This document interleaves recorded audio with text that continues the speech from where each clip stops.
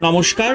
Ramakrishna TV YouTube চ্যানেলের পক্ষ থেকে সকল মা, বাবা, দাদু, দিদা, ঠাকুমা, ঠাকুর দাদা, দাদা, দিদি, ছোট ছোট ভাই বোনদের জানাই অনেক অনেক ভালোবাসা, প্রীতি ও আন্তরিক শুভেচ্ছা।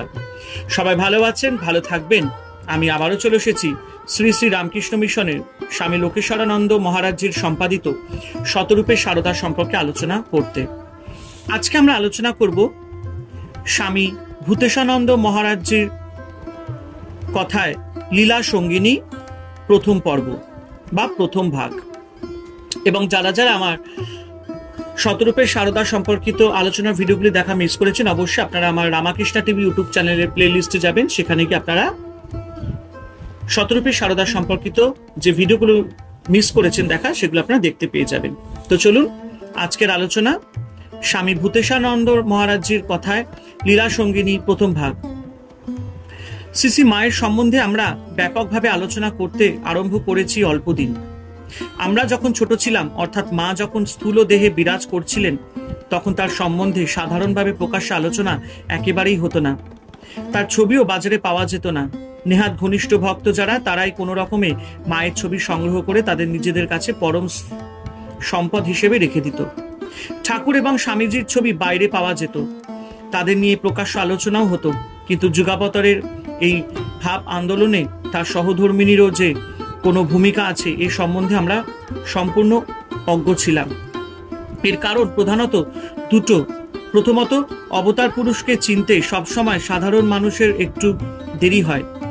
গীতায় ভগবান বলেছেন, অবজানন্তি মাং মূঢ়া মানুষিং তনুমাশ্রিতম পরং ভাবমজানন্ত মম ভূত মহেশ্বরম। অজ্ঞান ব্যক্তিরা আমাকে মানব দেহ আশ্রিত বলে, মানব দেহ বিশিষ্ট বলে অবজ্ঞা করে। তারা আমাকে ভূত মহেশ্বর রূপে সমগ্র জগতে নিয়ন্তা রূপে জানে না। ঠাকুরকেও আমরা জানতাম না। ঠাকুরের অন্য ঐশ্বর্য না থাকলেও আধ্যাত্মিক ঐশ্বর্যের ছড়াছড়ি ছিল। তিনি মুহুর্মুহুঃ সমাধিস্থ হচ্ছেন। লোকে বলতো 7 বার মরে 7 বার বাঁচে, আর তার ভিতর দিয়ে কথামৃত মন্দাকিনী বয়ে যাচ্ছে, যা পান করে পণ্ডিত মূর্খ সকলে মুগ্ধ হয়ে যাচ্ছে। সেই শ্রীরামকৃষ্ণকেও লোকে অবতার বলে চিনতে পারত না।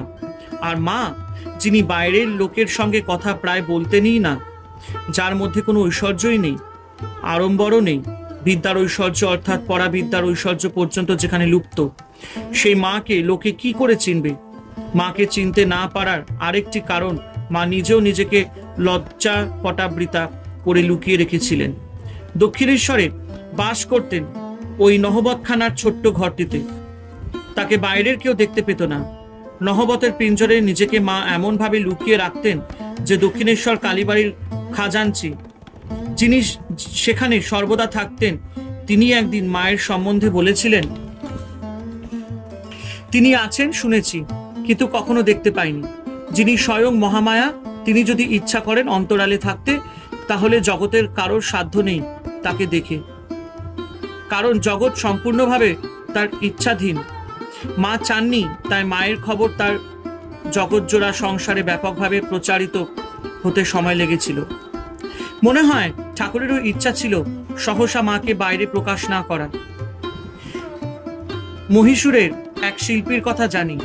তিনি তার স্টুডিওতে যেখানে ছবি আঁকতেন, সেখানে কাউকে যেতে দিতেন না, তার ছবিগুলি প্রকাশ্যে দিতেন না। ছবি শেষ হলে খুব বাছা বাছা 2-4 জন লোককে নিমন্ত্রণ করতেন এবং তাদের ছবি দেখাতেন। বাইরে প্রকাশ্যভাবে তার ছবি, যাকে আমরা প্রদর্শনী মানে এক্সিবিশন বলি, কখনো দেখাতেন না। ঠাকুর সেই রকম বিরাট এক শিল্পী। তিনি মাকে ধীরে ধীরে তার মনের মতো করে গড়ে তুলেছেন, যেমন জগন্মাতা স্বয়ং তাকে গড়ে তুলেছেন সহধর্মিনী, যাতে তার লোক কল্যাণ লীলায়, অহেতুকী প্রেম বিতরণের লীলায় যোগ্য সঙ্গিনী হয়ে উঠতে পারেন। তার জন্য কোনো প্রয়াসই ঠাকুর বাকি রাখেননি। অতি সাধারণ লৌকিক কাজ, প্রদীপের সলতে কি করে পাকাতে হয় তা থেকে শুরু করে আধ্যাত্মিকতার উচ্চতম তত্ত্ব সমাধি রহস্য পর্যন্ত মাকে শিখিয়েছেন। কিন্তু এই অভূতপূর্ব শিল্পকর্মটি তিনি যখন রচনা করে চলেছেন, তখন বাইরের কোলাহল, সংসারী মানুষের কৌতূহলী কটাক্ষ, এসব তিনি অবাঞ্ছিত মনে করেছিলেন। তাই মায়ের বিকাশ ঘটেছে লোকচক্ষুর অন্তরালে আজ ঠাকুরের এই শিল্প সৃষ্টি ঠাকুরের ইচ্ছায় সাধারণের দৃষ্টি গোচর হয়েছে। মানুষ মুগ্ধ হয়ে মাকে দেখছে, মাতৃলীলা আস্বাদন করছে।